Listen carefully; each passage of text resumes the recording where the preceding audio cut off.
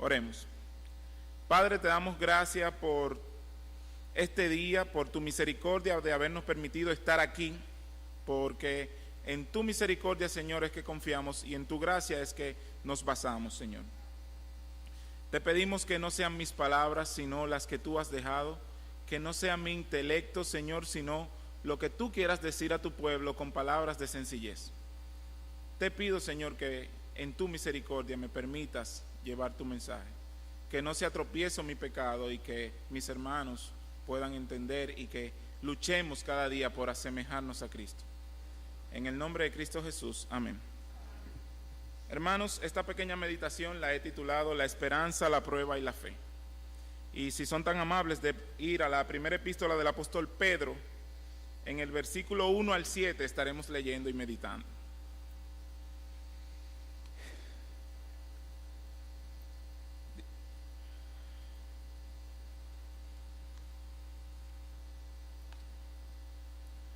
Primera de Pedro 1 al 7. Pedro, apóstol de Jesucristo, a los expatriados de la dispersación en Ponto, Galacia, Capadocia, Asia, Bitinia, elegidos, según el previo conocimiento de Dios Padre, para la obra santificadora del Espíritu, para obedecer a Jesucristo y ser rociados con su sangre, que la gracia y la paz sean multiplicadas.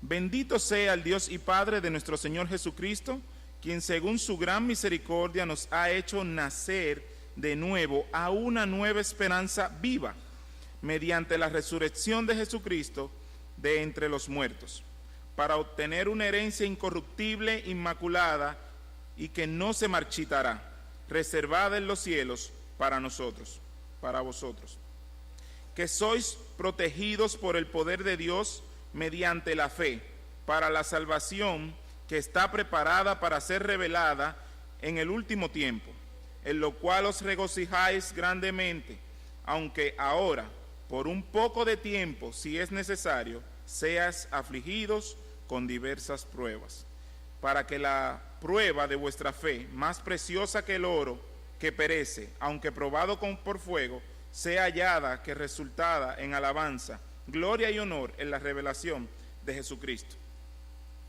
Lo primero que yo quisiera traer a sus memorias es el contexto en cual fue escrita la primera carta de Pedro. El apóstol Pedro escribe en el contexto de la persecución de la iglesia. Se había desatado en Roma la persecución por Nerón hacia los cristianos y esto había sido consecutivo en toda la región. Los cristianos se han encontrado en este momento de la historia, cuando Pedro escribe, en una persecución. Y por eso yo quisiera saber o preguntarnos juntos, ¿a quién Pedro está dirigiendo esta carta? ¿A quién Pedro le está hablando? ¿Con quién él quiere, quiénes él quiere que se centren en lo que él está diciendo? Y por eso nos vamos de una vez al versículo 1. A los expatriados. A los expatriados. ¿Y qué significa la palabra expatriado? Definido por el diccionario, hermanos, como persona o grupo de personas que abandonan su lugar de nacimiento o de origen. Pedro está hablando a personas que por la persecución de la iglesia se encuentran fuera de su lugar de nacimiento. Fuera de su lugar de nacimiento. Eso lo vemos en el versículo 1. Para muchos de nosotros es un sueño salir de la República Dominicana y dirigirnos hacia lugares mejores para buscar nuestro bienestar. Pero para estas personas que han dejado y son llamados expatriados, no están viviendo un sueño americano como muchos de nosotros desearíamos, sino que han sido expatriados por la persecución de la iglesia.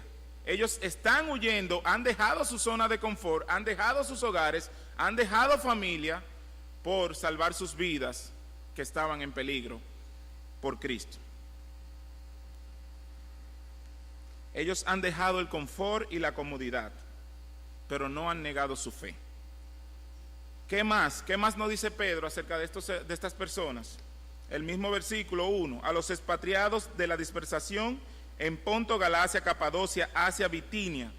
Y termina ese versículo, elegidos. Elegidos. Los elegidos, claramente, dice Pedro, no son personas seculares, sino que son elegidos, son hermanos, son creyentes, son personas de la iglesia. Entonces, ya vamos viendo cómo el contexto se va aplicando a las personas que estamos viendo en los primeros dos versículos. Los expatriados, pero elegidos. Los expatriados, pero elegidos. La razón por la que estos elegidos son expatriados es por la causa de Jesucristo. Esta es la razón por la cual ellos son expatriados. Ellos han dejado su hogar y tienen que salir para huir por sus vidas, por ser elegidos. Entonces, ya identificado el grupo de los expatriados y elegidos, veamos qué mensaje tiene Pedro para estas personas. ¿Qué es lo que Pedro quiere decirles a estos hermanos? Y vamos a preguntárselo al versículo 3. Pedro, ¿qué pasa? ¿Qué les vamos a decir a estos hermanos con esta carta? Bendito sea el Dios y Padre de nuestro Señor Jesucristo, que según su gran misericordia nos ha hecho renacer de nuevo a una esperanza viva. Y aquí vemos nuestro primer punto. Bendito sea el Dios y Padre de nuestro Señor Jesucristo, quien según su misericordia nos ha hecho renacer a una esperanza viva. Dios nos ha hecho renacer a una esperanza viva. Esto es algo que nosotros no merecíamos. Igual Pedro es un apóstol que no se le conoce, o nosotros no lo vemos como un gran teólogo profundizador, pero aquí ha tocado teclas y temas muy importantes. El simple hecho de que Pedro llame elegidos a estas personas está poniendo en el pleno de que ellos entendían la doctrina de la salvación, de que ellos entendían lo que era ser elegidos, según su previo conocimiento, dice, por la obra santificadora del Espíritu. Pedro está poniendo en claro que estos hermanos son elegidos, pero son elegidos para una esperanza viva. Y esa esperanza viva hemos sido elegidos según la misericordia de Dios. ¿Dónde lo vemos? Versículo 3. Bendito sea el Dios y Padre de nuestro Señor Jesucristo, quien según su gran misericordia, hechos no merecidos, no merecían ser elegidos. No merecían la gracia de Dios, pero Dios los ha salvado en su gracia. Dios le ha dado la categoría de elegidos y la categoría de expatriados. O sea, esto no escapa a las manos de Dios. Las circunstancias de los cristianos no escapan a las manos de Dios. Dios los ha puesto como elegidos, pero también los ha puesto como expatriados, como personas que han dejado su casa, su hogar, su lugar de nacimiento por razones cristianas o por la razón de Cristo. Resaltamos en este punto la gracia de Dios, la obra que Él ha hecho por su misericordia. Dios por su misericordia nos ha dado una esperanza. Dios por su misericordia nos ha dado una esperanza. Y no cualquier esperanza. Esta esperanza está viva. Es la categoría en la que Dios, o el adjetivo con el que Dios mismo identifica nuestra esperanza. Nos ha hecho renacer de nuevo a una esperanza viva. Una esperanza viva, viva, hermanos. Siempre escuchamos a nuestros pastores hablarnos de que no nos turbemos, de que enfrentemos el día a día con la fe puesta en el Señor Jesucristo, que cómo enfrentar el día a día, los problemas del día a día del cristiano. Hermanos, y hasta que nosotros no entendamos y pongamos nuestra esperanza en algo vivo que es nuestro Señor Jesucristo, no vamos a vivir la vida cristiana. Mientras nosotros pongamos nuestra esperanza en cosas vanas e inútiles, nuestra esperanza no será viva, será muerta, porque la única esperanza viva es nuestro Señor Jesucristo. Dios es nuestra esperanza viva, Jesucristo. Miren cómo lo dice aquí claramente. Nos ha hecho renacer, versículo 3, parte B, a una esperanza viva mediante la resurrección de Jesucristo de entre los muertos. Más claro de ahí no puede estar. La esperanza del creyente está en Jesucristo. Ok, Pablo, ¿cómo tú le puedes? Perdón, es que hablamos tanto siempre de Pablo. que nos confundimos. Incluso cuando estaba preparando el mensaje, siempre, cuando yo preparo mi mensaje, yo siempre voy tratando de pensar en qué cosas pudieran presentarse para decirles. Y siempre que estaba pensando en el mensaje durante la semana, pensaba, ¿qué diría Pedro? ¿Cómo presentaría Pedro esto a un grupo de hermanos si estuvieran frente a frente? Pero siempre me cruzaba el nombre de Pablo y primera vez que predico también de una epístola del apóstol Pedro. Entonces, ¿qué decirle a alguien que está fuera de su lugar de nacimiento, que está en un lugar extranjero, pasando todas las dificultades del mundo, pasando todas las necesidades que puedan existir? ¿Cómo podemos presentarle a esta persona a Jesucristo? ¿Cómo debemos de presentársela? Creo que Pedro no se equivocó al mostrarle a estos hermanos como primera opción a nuestro Señor Jesucristo, nuestra única esperanza viva. No creo que haya otra opción, no hay otro lugar, no hay donde correr, no hay donde esconderse. La única esperanza del creyente y del cristiano y de los hermanos en ese momento, en la situación donde se encontraban, perseguidos por Nerón, perseguidos por los que querían matarle, la única esperanza que ellos tenían era Jesucristo y su resurrección. ¿Y por qué? Porque si ponían su esperanza en estudio y capacidades, fracasarían. No hay esperanza en estudios y capacidades. No hay esperanza en ahorros y bienes. No hay esperanza en salud y amor. Todo eso es perecedero. Todas esas cosas tienen un límite de tiempo. Todas esas cosas están destinadas a terminar. Mas la resurrección de Jesucristo, no. Si nosotros ponemos nuestra esperanza en otra cosa que no sea Jesucristo, estamos perdidos. Ahora, los elegidos por su gracia debemos tener nuestra esperanza en Jesucristo, ya que Él vive y no va a morir jamás. Nos ha hecho renacer a una esperanza viva mediante la resurrección de Jesucristo. Y yo quisiera que me acompañen, por favor, a 1 Corintios 15, versículo 14 al 22. 1 Corintios 15, versículos 14 al 22.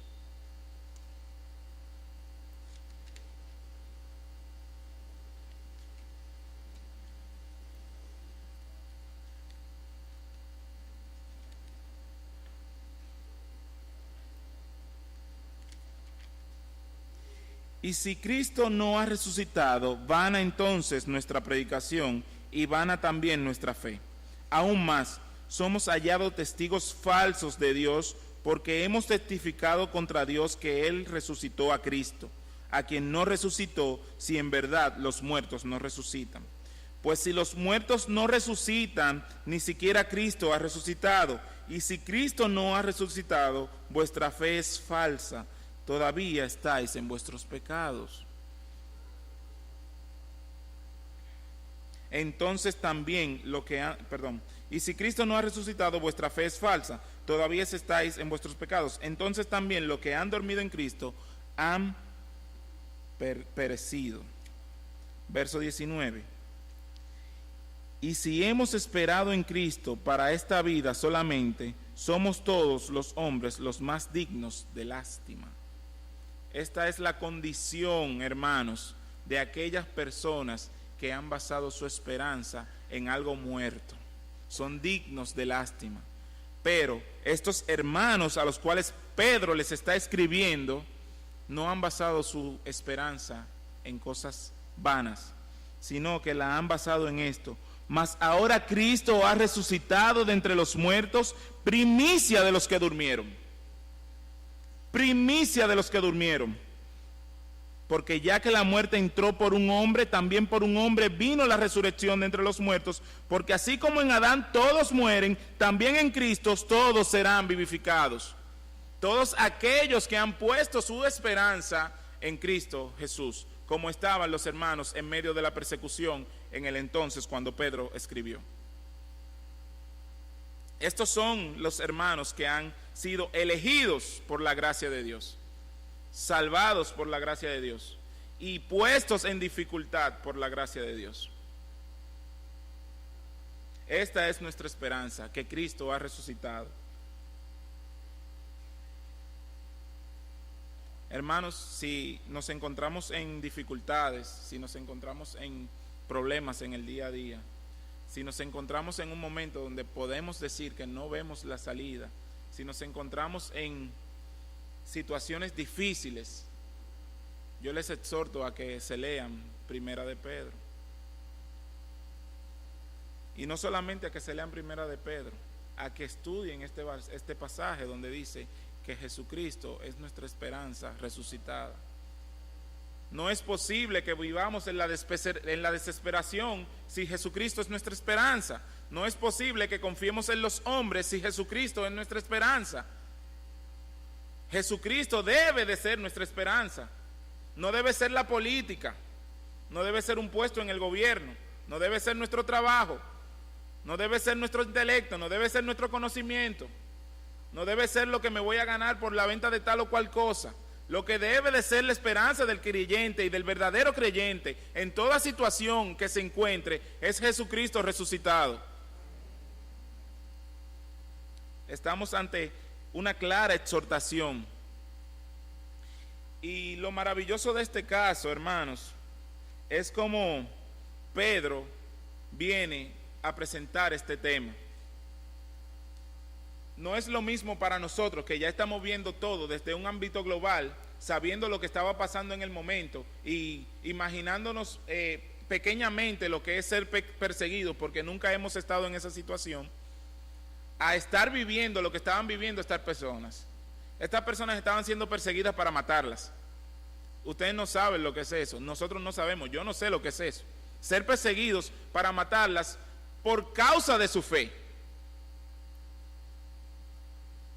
Y Pedro viene a mostrarle a estos hermanos y no comienza a decirle, hermano, yo sé que estamos en dificultad ahora mismo, pero si el dólar aumenta o baja, unos chelitos que tenemos ahorrados por ahí, se nos van a multiplicar y con eso podremos solucionar algunas situaciones, crear escondites nuevos y todas esas cosas. No, Pedro viene a mostrarle a ellos que su esperanza no está en esta tierra, porque si la esperanza ha resucitado de entre los muertos, se encuentra en el cielo, y nuestra esperanza está en el cielo. Vamos al verso 4 de Primera de Pedro. Nuestra esperanza tiene un propósito.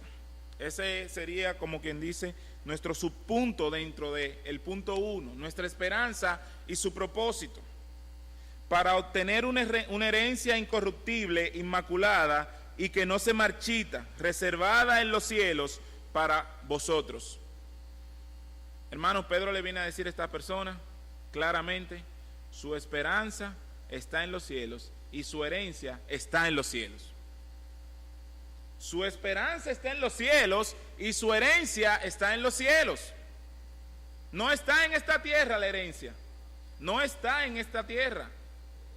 ¿Cuánto quisiéramos acomodarnos en esta tierra? A mí me gustaría tener un vehículo del año, una casa donde vacacionar y dinero para gastar en vacaciones y placeres terrenales. Pero eso no es nada comparado con lo que Pedro nos está diciendo. Jesucristo resucitado es nuestra esperanza en los cielos. Jesucristo resucitado, nuestra esperanza en los cielos, y nuestra heredad está allá en los cielos. Peregrinos somos en esta tierra. Aunque estemos en dificultad, aunque estemos bajo presión, aunque seamos perseguidos para matarnos, nuestra esperanza está en la resurrección de Jesucristo y nuestra herencia está en la resurrección de Jesucristo, que ha preparado lugar para sus hijos. Entonces, ¿qué característica tiene esta herencia que obtendremos aquellos que hemos depositado nuestra fe en Jesucristo? Es una herencia incorruptible, y al buscar la definición de incorruptible no fue un poquito fácil, ya que al poner incorruptible le reciba. Y Onésimo es un testimonio, hermanos. Onésimo es un testimonio del extraordinario poder del Evangelio, transformando la vida de un pecador. ¿Usted quiere ver el Evangelio en acción? Onésimo es un ejemplo de eso. Ladrón, que andaba huyendo, cae preso, no sé por qué, No, la Biblia no dice, porque cayó preso. Pablo si no estaba preso ahí por malo, estaba preso ahí por predicar el evangelio, por no querer cerrar la boca, pero Onésimo fue para ahí. Pero el apóstol Pablo no se ponía a jugar domino con la gente, no es nada malo jugar domino, pero no jugaba domino con la gente, él le entraba de una vez. Yo vi una vez a alguien que dijo una historia, no sé, y dice que le dijeron, mira, entra a esa habitación que ahí está fulano. Fulano, no, yo no puedo entrar ahí porque si entro ahí salgo cristiano. Yo oigo que ese hombre con todo el que se reúne, toda la gente se hace cristiana. Ay, si fuéramos así.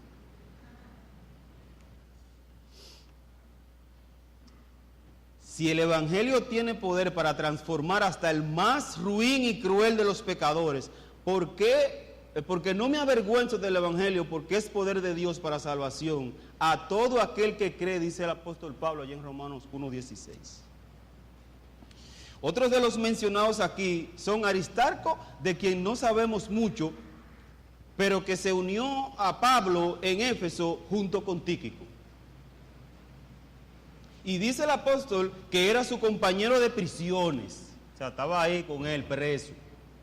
Hermano, y no vayan a pensar que la cárcel de esa época eran cárceles cómodas. Oí a alguien mencionar, creo que fue el pastor Sugel, que él estuvo por ahí y que eso es horrible, o sea, oscuro, pero unos calabozos que, mire, eso era para morirse ahí. A uno de nosotros lo ponen ahí y a las 24 horas estamos listos ya. Así eran las cárceles. Pero a quien quiero que le veamos más de cerca es a Juan Marcos, primo de Bernabé, el mismo que escribió el evangelio que lleva su nombre. Marcos fue el causante de que Pablo y Bernabé se separaran, porque Marcos ya había fallado antes y Pablo dudaba de su fidelidad. Pablo estaba dudoso de que Marcos le fuera útil en la obra porque ya había fallado. Y le dice a Bernabé, vamos a llevar a ese muchacho. Y Bernabé dice, claro, porque él ya no es el mismo. Y Pablo dice, pues yo no lo quiero. Y Bernabé dice, pero yo sí. Y viene una discrepancia tal entre esos dos hombres que se dividen. Se dividieron, no, si tú te vas a llevar a Juan Marcos, yo lo siento, yo no puedo ir con él. Y Bernabé dijo, bueno, yo me lo llevo. Y se dividieron el apóstol Pablo y Bernabé desde ese momento. Y yo quiero que nosotros veamos algo aquí, que la Biblia no oculta esos detalles. Nos pone a mirar hombres de Dios que tienen diferencias en la Biblia. Hombres de Dios con diferencias.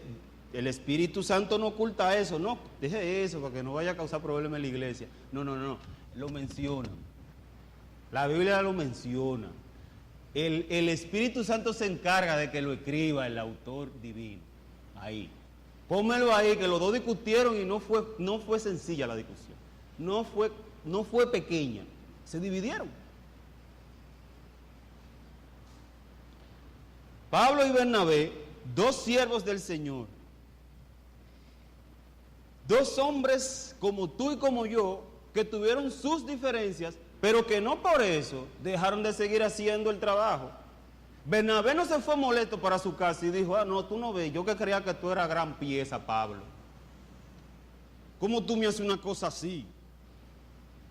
Pablo hizo su trabajo donde se quedó y Bernabé hizo su trabajo donde se fue.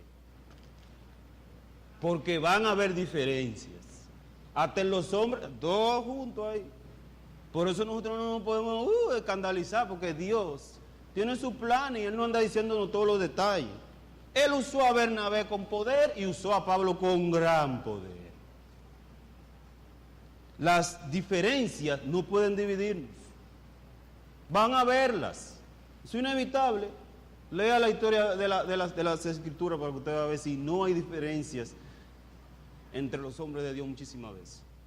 Y lo hemos visto Eran hombres sujetos a pasiones iguales que tú y que yo. Dios quiere hacernos ver que cualquiera puede equivocarse y los hombres pueden tener diferencias y no por eso ser enemigos y ser obstáculo para el avance del reino de Dios. Y también vemos aquí que los hombres pueden cambiar, como lo hizo Pedro y como lo hizo Marcos. ¿Recuerdan a Pedro allá lo que hizo con Jesús? Lo negó. Bernabé era uno de esos hombres que cualquiera le gustaría tener como amigo. Él era el hijo de consolación. Él era de esos hombres que les gustaba consolar a los demás, darles ánimo. Hermano, ¿qué te pasa? Te veo como cabizbajo. ¿Qué te pasa hoy? Está como lloroso, tus ojos tan cristalinos. ¿Qué te pasa? Sierva, activo con las personas que nos rodean, que a veces andamos con nuestros problemas. Tenemos que ver qué le pasa al hermano. Leí un libro de Mark Cahill que me regaló uno de los hermanos de allá de Nebraska que vino aquí. Y ese libro a mí me fascinó. Él trabaja con jóvenes. Él tiene unas técnicas ahí de llevar el evangelio increíble. Se mete a los supermercados, lleva tratado, lo pone en las cajitas six-pack de cerveza y lo va entrando ahí. Escondido porque no lo sacan y lo entran en los six-pack. Se va para todos los sitios a predicar el evangelio. Mire, se aparece en los conciertos de los jóvenes brincando y saltando. Y después le predica el evangelio cuando sale. Y lo espera ahí en la puerta. Y le va predicando. El hombre tiene... En una ocasión él va saliendo del banco y le da un tratado, porque siempre anda con tratado, anda con su tratadito. Y le da un tratado a un joven. Y le dice, ay, mira, yo tengo el joven, yo tengo uno de esos en mi casa. Y dice él, no puede ser. Esos tratados los estoy usando yo aquí ahora. Y yo no te... No, yo lo encontré en una cajita de six-pack de cerveza. Estaba dando efecto el asunto. Ese hombre al trabajar con jóvenes se acerca a uno y le dice, pastor, yo necesito que usted me dé tiempo para hablar. Y él le dijo, mira, yo estoy muy ocupado ahora, pero yo voy a sacar tiempo, no te preocupes, para yo hablar contigo. No te apures, yo voy a sacar tiempo. Mira, la semana que viene es tuya. Ese muchacho se suicidó 6 horas después. Escribe el pastor, no tenía una semana, tenía 6 horas. Mis hermanos, nosotros tenemos que estar atentos a los otros, nada más no somos nosotros que tenemos problemas.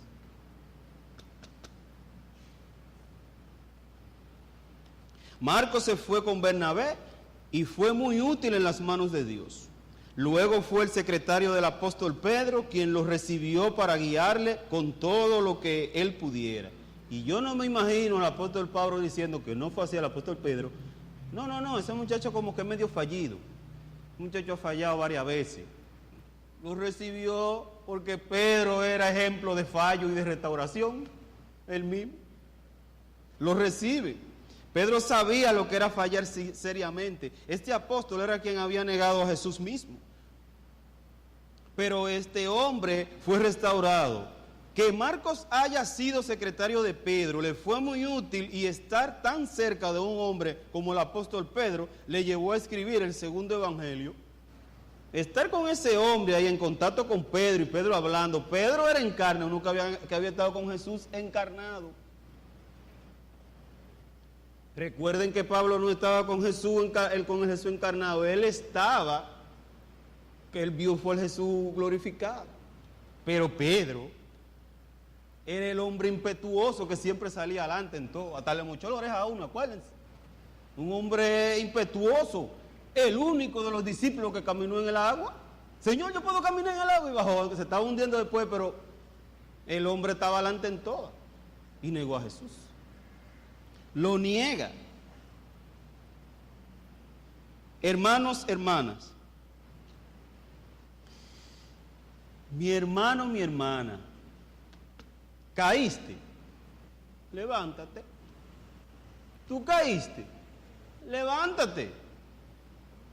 Ponte en pie, levanta tus manos caídas y tus rodillas paralizadas.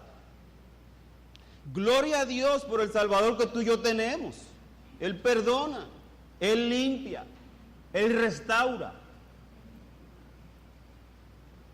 Ese es nuestro Salvador. Da pena que la iglesia de hoy se muestre tan implacable para quienes fallan. Y hermano, yo no quiero que me malinterprete con eso. Yo no estoy diciendo con eso que nosotros le demos rienda suelta al pecado impenitente, no es eso. Sino que ayudemos a restaurar al hermano caído. ¿O no fue eso lo que hizo Jesús? Y a veces nosotros queremos ser más que Dios. El infierno está abierto ahí para cualquiera que mete la pata. No es así. Cristo restaura. Y si Él es el Señor, ¿quién soy yo que a mí también me perdonaron? Y mucho mal. Mucho.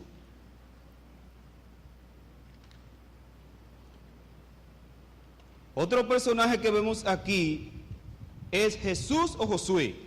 Ahorita cuando ustedes leíamos en la carta, no es Jesús, no es Jesús, uno que se llamaba Jesús, es un nombre común.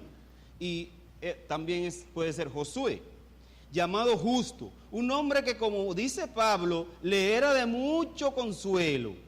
¡Ay! ¡Qué necesarios son los hombres así, las mujeres que consuelan! Yo me acuerdo de la hermana Bernarda, por eso. Pongo un ejemplo, hay muchos hermanos que son así, pero yo cuando llegué a esta iglesia, cuando tenía 16 años, esa hermana tiene un corazón para el consuelo. Que mire, usted llega todo vuelto en etcétera, y cuando lo agarraba la Bernarda, usted estaba lavando así. Porque ella tiene ese don. Procuremos eso. Que a veces nosotros no somos tan dados a, ¿verdad? Pero dejemos de sentarnos y olvidarnos del mundo. Al visitante que llega, vamos a ver.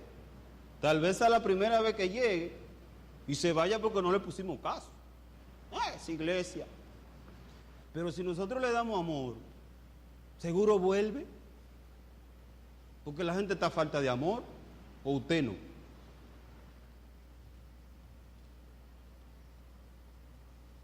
Mis hermanos, consolemos a nuestros pastores, a nuestros líderes. Ellos también tienen luchas. Ellos también se desaniman. No vayas a pensar que porque los pastores predican y cogen 1000 seminarios y van de conference shaper y vienen de allá así hinchidos de conocimiento y de qué sé yo qué. Ellos no se desaniman. A veces yo encuentro a Castillo así.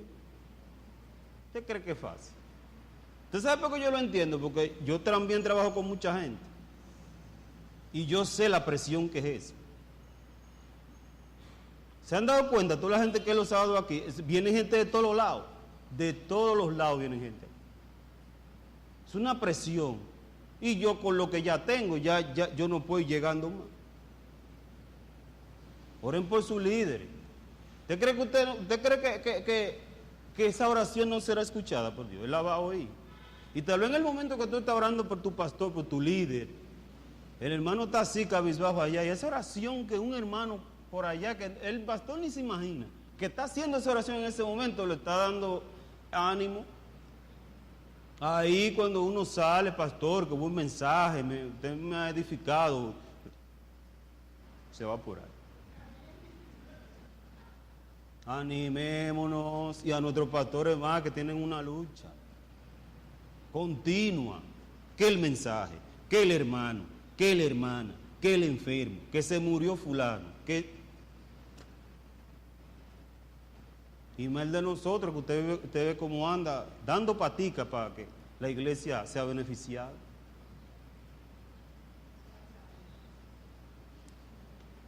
No seamos mezquinos. Animemos.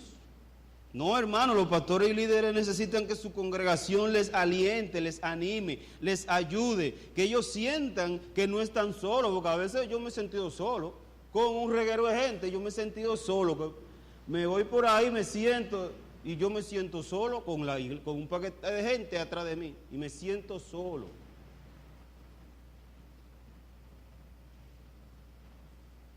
Nosotros tenemos que animar a nuestros líderes. Oremos por los hermanos que están en eminencia, por los diáconos, por todo el mundo de la iglesia. Yo tengo un día para orar por la iglesia, hay nombres que me los tengo que aprender, porque yo tengo un día para orar por la iglesia, porque después, como oro por la iglesia, no, el tiempo se me acaba, porque son mucha gente. Entonces yo comienzo por la familia Sala, por la familia Castillo, por la familia Camarena, y su nombre, no se me olvide. ¿Sí? La familia Rodríguez, la familia,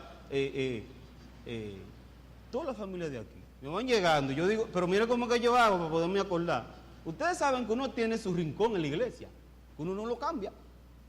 Yo no cambio el mío allí. Yo sé que los castillos se sientan ahí adelante. Yo comienzo por ahí, no porque ellos digan, no, déjame comenzar por los pastores, no, que ellos se sientan ahí adelante. Yo digo, déjame comenzar de adelante para no perderme. Entonces, comienzo con los castillos. Adivinen quién sigue en esa fila. Los Salas. Entonces yo, como tengo tanto tiempo aquí, después voy para atrás y veo que está la hermana Navarro allá. La familia Navarro, Giancarlo. Y por ahí le gusta sentarse, y yo siempre lo ubico por allá atrás, hermana Santa. Entonces yo pido por la familia Guerrero, y pienso en Francis y en todo el mundo. Y así comienzo. Entonces después, que oro por familias, que ya la dije todito, los Susaña, me voy por aquí, entonces vengo aquí. Ahí lo que se sientan es muchos jóvenes, ¿usted se ha fijado ahí? Entonces eso yo lo dejo de último porque eso están así, salteado. No, usted es joven, hermana. Que la hermana Dionisia está, no, usted es joven. Voy por ahí, como no son familias así, usted sabe, que están completas aquí. Yo por ahí, pero ahí se sienta la familia Rodríguez, el Rodríguez también. Entonces yo digo, cuando llego allá atrás, para que hay una familia. Y en la familia de Susaña está la hermana Fela y todo el mundo. Ustedes particulares. O sea, la hermana Dionisia. Y un ejercicio que yo hago así, yo siempre tengo pendiente a mis hermanos. Y eso yo no lo hago todos los días, pero por lo menos una vez a la semana orar por la iglesia. Por los miembros de la iglesia. Un buen ejercicio. Así no se te olvidan los nombres. Y si no te lo sabes, que te pusiste cuando estás orando ahí, Señor, yo te pido por la hermana que se siente al lado de ahí voy a tener que preguntarle su nombre. El domingo cuando tú llegues, lo primero que tú tienes que hacer, hermana, ¿cuál es su nombre, verdad? Pues yo no me acuerdo. Tal. Hermana, Señor, te pido por la hermana Petronila que se sienta